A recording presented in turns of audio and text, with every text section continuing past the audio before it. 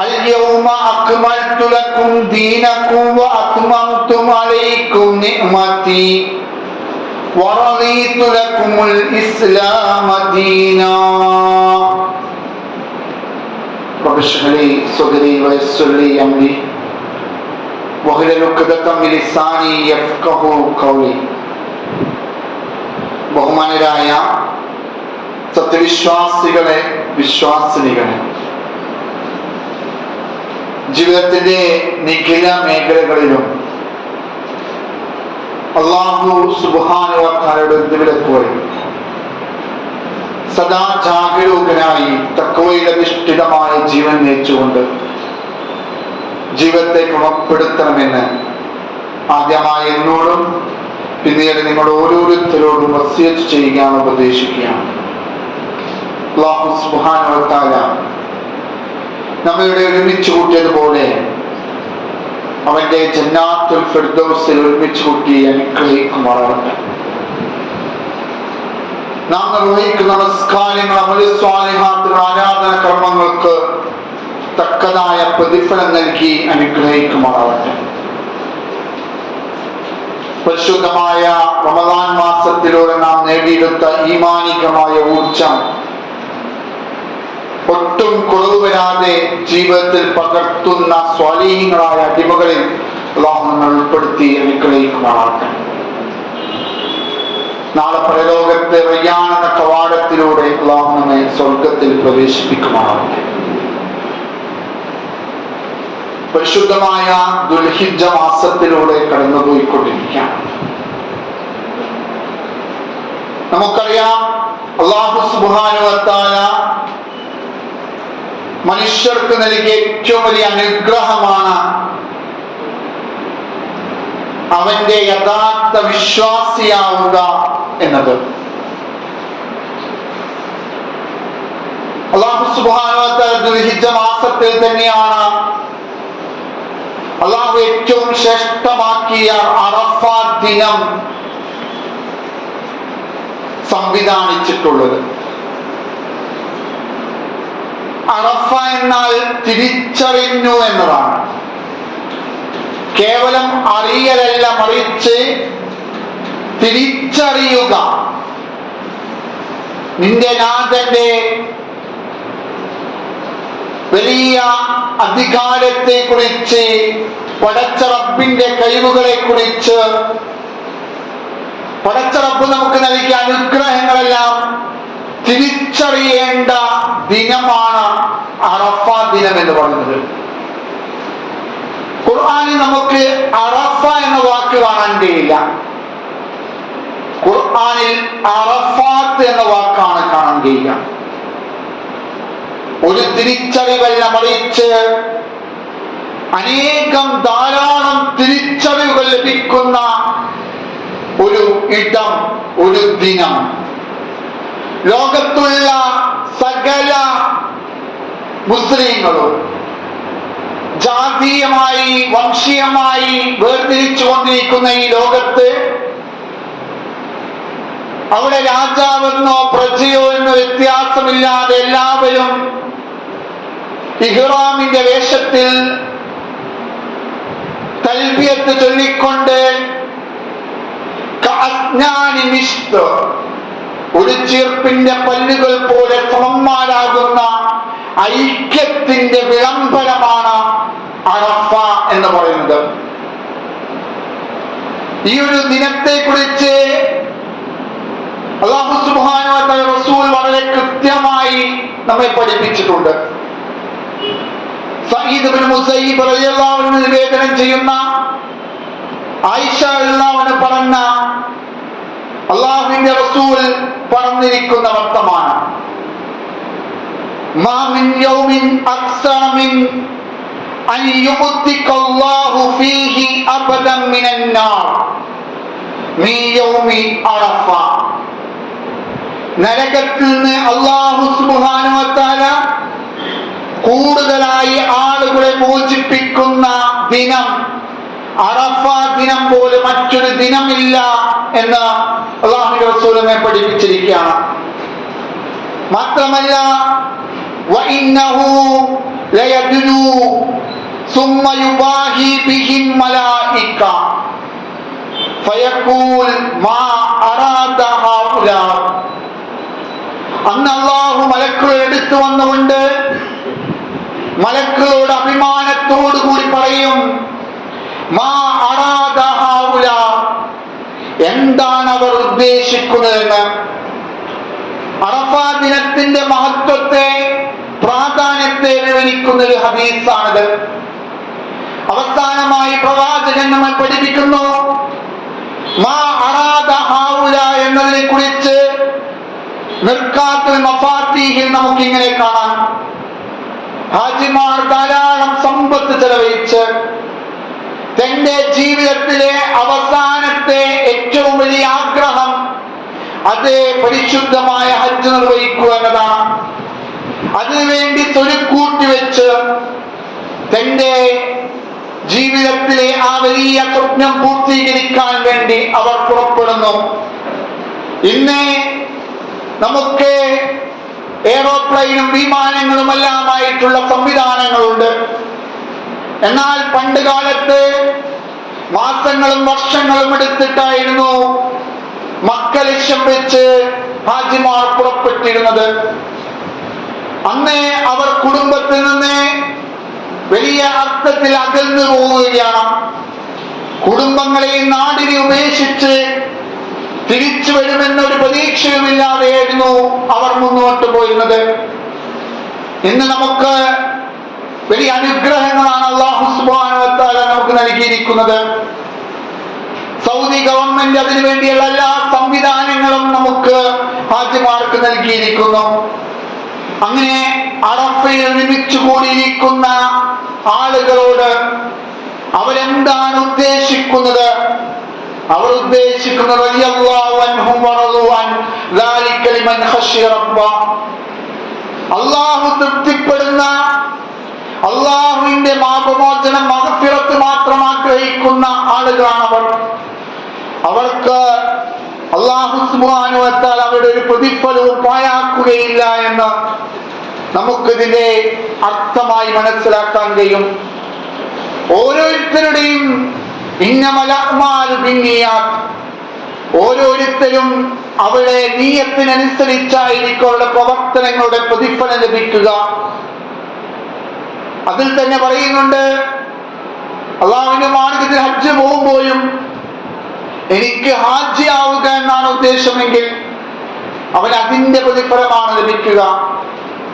അതേസമയം ആ വിശുദ്ധമായ കഅബാലയം കണ്ട് തവാഫ് ചെയ്ത് അറഫാ ദിനത്തിൽ ഒരുമിച്ച് കൂടി മിനായിൽ താമസിച്ച് ലബ്ബൈക് അല്ലാഹുമ്മ ലബ്ബൈക് എന്ന ഉച്ചത്തിൽ വിളിച്ച് അല്ലാഹുവിന്റെ അടുക്കലേക്ക് കൂടുതൽ കൂടുതൽ അടുക്കുവാനാണ് പോകുന്നതെങ്കിൽ അവന് ലഭിക്കുക അതായിരിക്കും.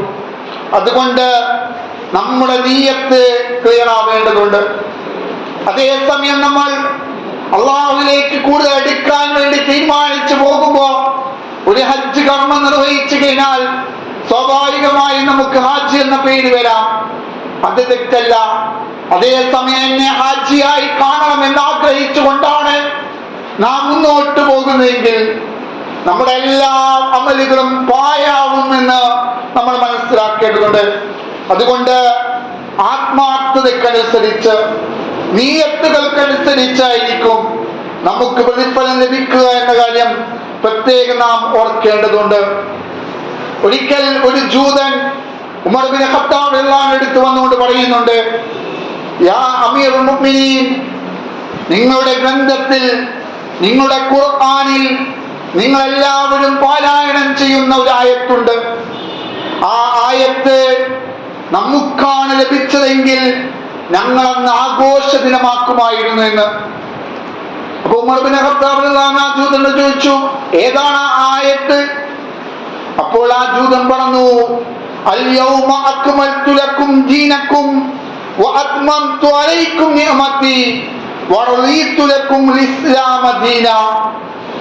അല്ലാഹു സുബ്ഹാനഹു വ തആല ഇന്ന് നിങ്ങളുടെ ജീവിത വ്യവസ്ഥ ഞാൻ നിങ്ങൾക്ക് തികവുറ്റതാക്കി തന്നിരിക്കുന്നു, എന്റെ അനുഗ്രഹം നിങ്ങൾക്ക് പൂർത്തീകരിച്ചു തന്നിരിക്കുന്നു. 23 വർഷം കൊണ്ട് പ്രവാചകൻ നമുക്കത് പൂർത്തീകരിച്ചു തന്നിരിക്കുന്നു. അത് മാത്രമല്ല, നിങ്ങൾക്ക് ഇസ്ലാമിനെ ജീവിത വ്യവസ്ഥയായി തൃപ്തിപ്പെടുകയും ചെയ്തിരിക്കുന്നു. അപ്പോൾ ഉമർ ഇബ്നു ഖത്താബ് പറഞ്ഞു, ഈ ആയത്ത് ഇറങ്ങിയ സമയം എനിക്കറിയാം, എനിക്കത് ഓർമ്മയുണ്ട്. അല്ലാഹുവിന്റെ റസൂലുള്ളാഹി സ്വല്ലല്ലാഹു അലൈഹി വസല്ലമ അല്ലാഹുവിന്റെ റസൂലിന് നൽകിയ ഈ ആയത്ത് അറഫ ദിനത്തിൽ അറഫയിൽ വെച്ചാണ്, ഒരു വെള്ളിയാഴ്ചയാണ് ഈ വാക്യം അവതരിപ്പിച്ചതെന്ന് അദ്ദേഹം പറയുന്നുണ്ട്. അഥവാ അൽ-യൗമ അക്മൽതു ലക്കും ദീനക്കും, നിങ്ങൾക്കെല്ലാവർക്കും ഇതാ ഇസ്ലാമിനെ ഇതാ പൂർത്തീകരിച്ചിട്ടാണ് അല്ലാഹുവിന്റെ റസൂൽ നമ്മിൽ നിന്ന് വിട വാങ്ങിയത്. അതുകൊണ്ട് ഈ ഇസ്ലാമിലെ ഒരു രീതിയിലുള്ള നമുക്ക് ഒരർത്ഥത്തിലുള്ള ഡൗട്ടിനും കാരണമായി മാറാൻ പാടില്ല. മാത്രമല്ല, അറഫയിൽ അല്ലാഹു സുബ്ഹാനഹു വ തആല റസൂൽ വീണ്ടും പറയുകയാണ്, ഹാജിമാരുടെ മഹത്വം വർണ്ണിച്ചുകൊണ്ട് പറയുന്നുണ്ട്. അറഫാത്തിലുള്ളവരെ കുറിച്ച് അഭിമാനത്തോടെ അല്ലാഹു സുബ്ഹാനഹു വ തആല പറയും, ഉൻദുറൂ ഇലാ ഇബാദി അത്തൂനി ശഅസൻ അബറാ, ഇതാ അവർ വന്നിരിക്കുന്നു ജട പിടിച്ച തലയുമായി, എന്റെ ദാസന്മാർ എന്റെ വിളിക്കുത്തരം നൽകി വന്നിരിക്കുന്നു എന്ന്. വല്ലാത്തൊരു വർത്തമാനമാണ്. അല്ലാഹു സുബ്ഹാനഹു വ തആല പറയുന്നതാണ്, പ്രാർത്ഥനയ്ക്കാണെങ്കിൽ ഉത്തരം ലഭിക്കുന്ന ദിനങ്ങളിൽ മറ്റെല്ലാ ദിനങ്ങളെക്കാളും ഏറ്റവും നല്ല പ്രാർത്ഥനയായി ഏറ്റവും നല്ല പ്രാർത്ഥന അറഫ ദിനത്തിലെ പ്രാർത്ഥനയാണെന്ന് അല്ലാഹുവിന്റെ റസൂൽ നമ്മെ പഠിപ്പിച്ചിട്ടുണ്ട്. കാന അക്സറ ദുആ റസൂലുള്ളാഹി സ്വല്ലല്ലാഹു അലൈഹി വസല്ലം യൗമ അറഫ, പ്രവാചകൻ ഏറ്റവും കൂടുതൽ പ്രാർത്ഥിച്ച അറഫ ദിനത്തിലായിരുന്നു പ്രാർത്ഥിച്ചത്. ആ പ്രാർത്ഥന ഇതായിരുന്നു, ലാ ഇലാഹ ഇല്ലല്ലാഹ് വഹ്ദഹു ലാ ശരീക ലഹു ലഹുൽ മുൽക്കു വലഹുൽ ഹംദു ബിയദിൽ ഖൈർ വഹുവ അലാ കുല്ലി ഷൈഇൻ ഖദീർ. ലാ ഇലാഹ ഇല്ലല്ലാഹ് വഹ്ദഹു ലാ ശരീക ലഹു, അല്ലാഹു അല്ലാതെ ആരാധനക്കർഹനായി മറ്റാരുമില്ല, അവനേകനാണ്, അവനാരും പങ്കുകാരനില്ലാത്തവനുമാണ്, പരമാധികാരിയാണ്, എല്ലാ സ്തുതിയും നന്ദിയും അവനാണ്, അവന്റെ പക്കലാണ് എല്ലാ നന്മകളും ഉള്ളത്. അല്ലാഹു സർവ കാര്യത്തിനും അപരിമിത ശക്തിയും കഴിവുള്ളവനാണെന്ന ഈ പ്രാർത്ഥനയാണ് അല്ലാഹുവിന്റെ റസൂൽ അറഫ ദിനത്തിൽ പ്രാർത്ഥിച്ചത്. ഈ പ്രാർത്ഥന നമ്മളും പ്രാർത്ഥിക്കേണ്ടതുണ്ട്. ഹാജിമാർ പ്രാർത്ഥിക്കുന്നു, അവരവിടെ അറഫയിൽ സമ്മേളിക്കുമ്പോൾ അവർക്ക് ഐക്യദാർഢ്യപ്പെട്ടുകൊണ്ട് നമ്മളും പ്രാർത്ഥിക്കേണ്ട പ്രാർത്ഥനയാണ്. ഏറ്റവും വലിയ ഹജ്ജിന്റെ തന്നെ ഏറ്റവും വലിയ കർമ്മങ്ങളിൽ ഒന്നാണ് അറഫ എന്ന് പറഞ്ഞത്. എത്രത്തോളം വെച്ചാൽ അൽ ഹജ്ജു അറഫാത്ത്, അൽ ഹജ്ജു അറഫാത്ത്, അൽ ഹജ്ജു അറഫാത്ത്. പ്രവാചകൻ അതിന്റെ ഗൗരവം എടുത്തു പറയുകയാണ്. ഹജ്ജ് എന്ന് പറഞ്ഞാൽ അറഫയാണ്. 3 വട്ടമാണ് അല്ലാഹുവിന്റെ റസൂൽ പറഞ്ഞത്. അതുകൊണ്ട് ശൈഖുൽ ഇസ്ലാം ഇബ്നു തൈമിയ്യ റഹിമഹുല്ലാഹ് പറയുന്നുണ്ട്, ഈ ഹജ്ജ് എന്നാൽ അറഫയാണെന്നതിന്റെ ഉദ്ദേശം ഹജ്ജിന്റെ അടിസ്ഥാനമാണ് അറഫ എന്നത്. മറ്റെല്ലാം സഅി ആയിക്കോട്ടെ, തവാഫ് ആയിക്കോട്ടെ, മറ്റെല്ലാ കർമ്മങ്ങളും അതിന്റെ ഇതര കർമ്മങ്ങളാണെന്നാണ് അല്ലാഹുവിന്റെ റസൂലിന്റെ ഈ വാക്യത്തിനെ ശൈഖുൽ ഇസ്ലാം ഇബ്നു തൈമിയ്യ റഹിമഹുല്ലാഹ് പറയുന്നത്. അതുകൊണ്ട് ഹജ്ജ് അറഫയാണ്. അതുകൊണ്ട് ഹജ്ജിനെ ഈ അർത്ഥത്തിൽ സമ്മേളിച്ചൊരു സംവിധാനമുണ്ട്. കല്ലുമലകൾ നിറഞ്ഞ മക്ക, ഇങ്ങനെ പ്രവിശാലമായൊരു ഇടമുണ്ടെന്ന് നേരിൽ കാണുമ്പോഴാണ് നമുക്ക് ബോധ്യപ്പെടുക. ഇങ്ങനൊരു നാട്, അതിൽ തന്നെ മധ്യ ഭാഗങ്ങളിൽ പാറക്കൂട്ടങ്ങൾ, അതിനിടയിൽ ജബൽ റഹ്മ എന്ന് പറയുന്ന ഒരു കൊച്ചുമല, അതിന്റെ ചെരുവിൽ നിന്നാണ് പ്രവാചകൻ തിരുമേനി ധാരാളമായി ദീർഘമായി പ്രാർത്ഥിച്ചതെന്ന് നമുക്ക് കാണാൻ കഴിയും. നമുക്ക് കാണാൻ കഴിയുന്ന ദൂരെ നിന്ന് നോക്കുമ്പോൾ പാൽക്കടലായി തോന്നുന്ന അറഫ, കോടിക്കണക്കിന് ജനങ്ങളാണ് അവിടെ ഒരുമിച്ച് കൂടുന്നത്. അത് ശരിക്കും മഹ്ശറയാണ്. മഹ്ശറയുടെ ഒരു രൂപമാണ്. മനുഷ്യർ ഇഹലോകത്തിൽ നിന്ന് പരലോകത്തിലേക്ക് ഏറ്റവും കൂടുതൽ അടുക്കുന്ന ഇടമാണ് അറഫ എന്ന് പറയുന്നത്. അവൻ അല്ലാഹുവുമായി കൂടുതൽ അടുക്കുന്ന ഒരു സമയം. അവൻ എല്ലാ ഭൗതികമായ വിരക്തികളും ഭൗതികമായ എല്ലാം നഷ്ടപ്പെട്ട് എല്ലാം ഒഴിവാക്കിക്കൊണ്ട് അല്ലാഹുവിലേക്ക് കൂടുതൽ എടുക്കുന്ന, ഇഹലോകത്ത് നിന്ന് പരലോകത്തിലേക്കുള്ള സഞ്ചാരപാതയാണ് അറഫ എന്ന് പറയുന്നത്. അതുകൊണ്ട് ആ ഒരു ദിനത്തെ പരമാവധി നമ്മൾ ഉപയോഗപ്പെടുത്തുന്നുണ്ട്. ഹാജിമാർ ധ്യാനത്തിലും പ്രാർത്ഥനയിലും ഒഴുകുന്ന ദിനം. ആകാശത്തിന് കീഴിൽ നടക്കുന്ന മനുഷ്യൻ അവിടെ നിന്ന് ഒരുപാട് കാര്യങ്ങൾ പഠിക്കും. അങ്ങനെ തിരിച്ചറിവ് പഠിക്കുന്ന കാലം, അള്ളാഹുവിനോട് കൂടുതൽ അടുക്കുന്ന തന്റെ അടിമകൾ അള്ളാഹുവിലേക്ക് കൂടുതൽ കണ്ണീർ വാർത്തുകൊണ്ട് പ്രാർത്ഥിക്കുന്ന, തന്റെ വേവലാതികളും ആശങ്കകളും ആഗ്രഹങ്ങളും ഇങ്ങനെ പറന്നുകൊണ്ടിരിക്കുന്ന, നിങ്ങൾ എന്നോട് പ്രാർത്ഥിക്കാൻ ഞാൻ ഉത്തരം തരാമെന്ന് പറഞ്ഞതിന്റെ ഒരു പൊരുളാണ്, സാക്ഷാത്കാരമാണ്. ഹാജിമാർ അവിടെ നിന്ന് കൈ ഉയർത്തിക്കൊണ്ട് അല്ലാഹുവിനോട് പ്രാർത്ഥിക്കും. അല്ലാഹുവേ റബ്ബനാ തഖബ്ബൽനാ ദുആനാ, അല്ലാഹുവേ വഅഅമാലുനാ വഅമലുസ് സ്വാലിഹാത്തിനാ എന്ന് പ്രാർത്ഥിച്ചവർ അല്ലാഹുവിലേക്ക് കൂടുതൽ അടുക്കുന്ന സമയം. അങ്ങനെ അവരുടെ കണ്ണുനീർ തുള്ളികൾ ബാഷ്പീകരിക്കപ്പെട്ടില്ലെങ്കിൽ അവിടെ ഒരു തടാകമായി മാറുമായിരുന്നു എന്നാണ് ചരിത്രകാരന്മാർ ഇതിനെ കുറിച്ച് എഴുതിയിരിക്കുന്നത്. അതുകൊണ്ട് നമ്മുടെ ജീവിതത്തിൽ നമുക്ക് കിട്ടാവുന്ന ഏറ്റവും വലിയ അസുലഭ മുഹൂർത്തമാണ് അറഫാ ദിനം എന്ന് പറയുന്നത്. നാം അതിനു വേണ്ടി തയ്യാറാവേണ്ടതുണ്ട്. നാം ഇവിടെയാണെങ്കിലും നമ്മുടെ ആഗ്രഹങ്ങളും നമ്മുടെ മനസ്സുമെല്ലാം അവിടെയാണെന്ന ബോധത്തോടുകൂടി നമ്മൾ മുന്നോട്ട് പോകേണ്ടതുണ്ട്. അനസ് ഇബ്നു മാലിക് റളിയല്ലാഹു അൻഹു പറയുന്നുണ്ട്, നബി സല്ലല്ലാഹു അലൈഹി വസല്ലമ അറഫാത്തിൽ നിന്നു. അപ്പോൾ സൂര്യൻ അസ്തമിക്കാറായിരുന്നു. ബിലാൽ റളിയല്ലാഹു അൻഹുവിനോട് പറയുകയാണ്, ബിലാലെ എല്ലാവരോടും ശ്രദ്ധിക്കാൻ പറയുക എന്ന്. അങ്ങനെ ബിലാൽ എല്ലാവരോടും മിണ്ടാതിരിക്കാൻ പറഞ്ഞു. റസൂൽ നമ്മോട് എന്തോ പറയാനുണ്ട്, ഹജ്ജത്തുൽ വിദാഅെന്ന് ഓർക്കണം. പ്രവാചകന്റെ അവസാന നാള്, പ്രവാചകൻ അവസാനത്തെ ഹജ്ജ്.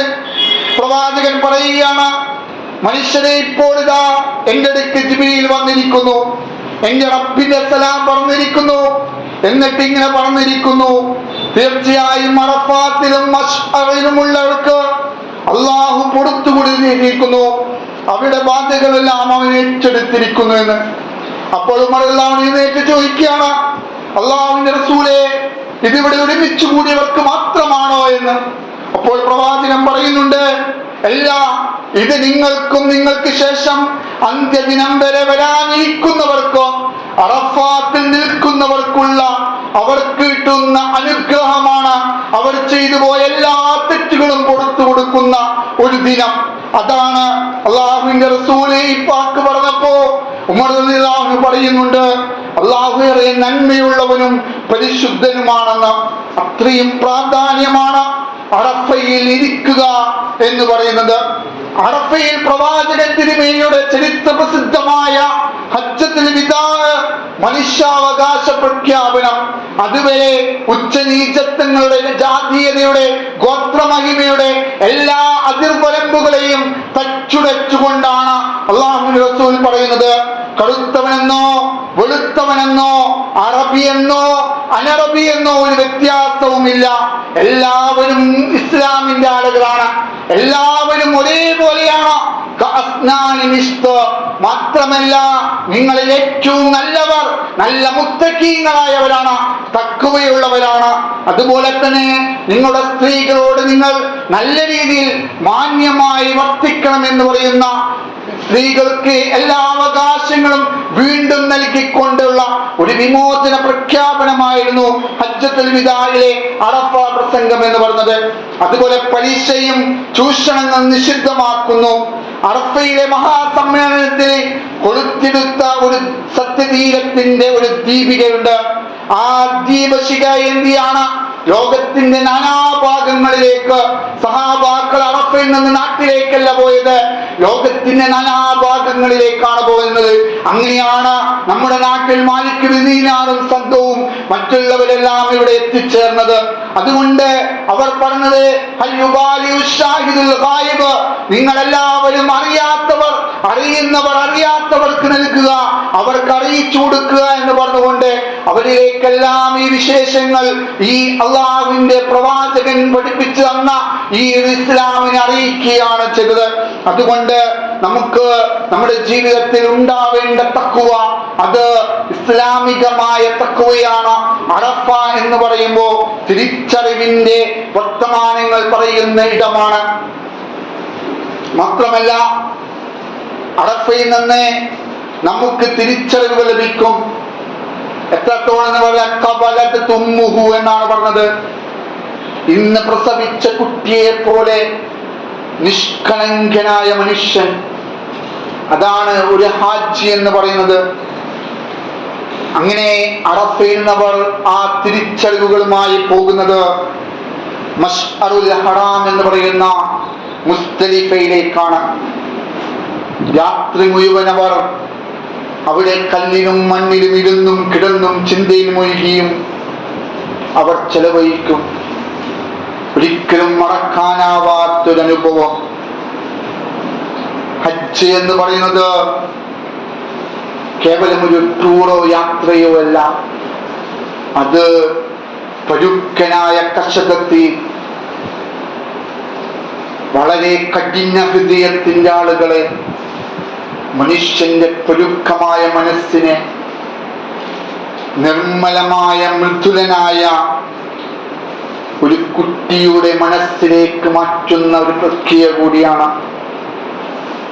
കയൗമിൻ വലദത്തുഹു ഉമ്മുഹു.